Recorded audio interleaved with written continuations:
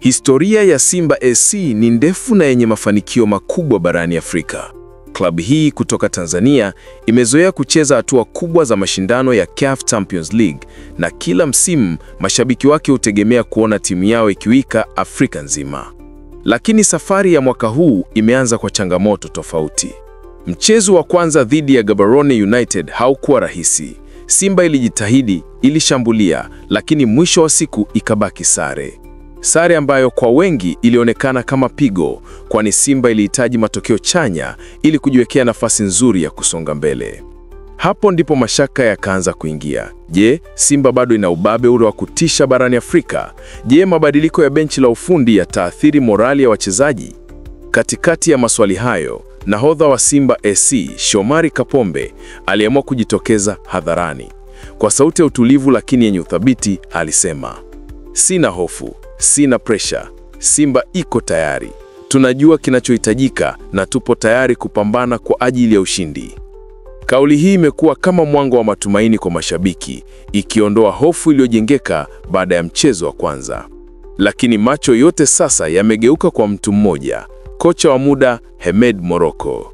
Baada ya kuondoka kwa Fadlu Davids, Morocco amekabidhiwa jukumu zito, kuiongoza Simba katika hatua ya mtoano ya CAF Champions League. Ni nafasi inayokuja na shinikizo kubwa, kwa sababu mashabiki hawataki visingizio, wanachotaka ni ushindi.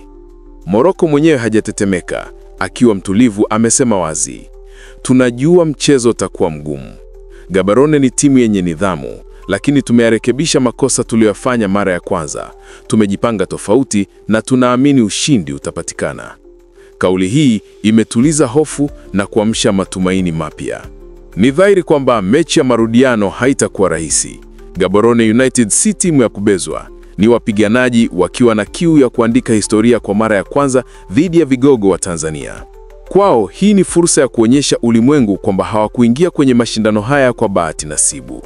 Lakini Simba nayo imejipanga. Wachezaji wake wakuu wanakuwa tayari, washambuliaji wakiwa na njaa ya magoli, kiungo kikiwa thabiti na ulinzi ukiwa na lengo moja, kuhakikisha hakuna kosa litakalogharimu timu. Mashabiki wanasubiri kuona nani ataibuka kuwa shujaa wa mchezo huu. Je, ni mshambuliaji wa kasi atakayetikisa nyavu? Je, ni kipa atakayepangua michomo ya hatari?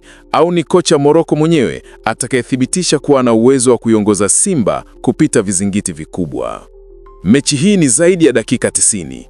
Ni kipimo cha nidhamu ya timu, ari ya mashabiki na ndoto ya taifa zima linaloimani katika uwezo wa Simba.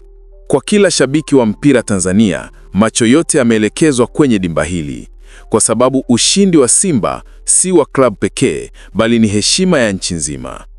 Na sasa tunasubiri majibu uwanjani. Je, Simba itaandika historia kuendelea na safari yake ya Afrika, au itakwama kwenye kikwazo cha Gaborone United? Kwa Kapombe na Morocco, jibu ni moja tu: hakuna hofu, hakuna pressure, ni ushindi au ushindi. Hii ni hadithi ya Simba SC, kocha Morocco na changamoto kubwa dhidi ya Gaborone United. Safari ya mashujaa inaanza sasa.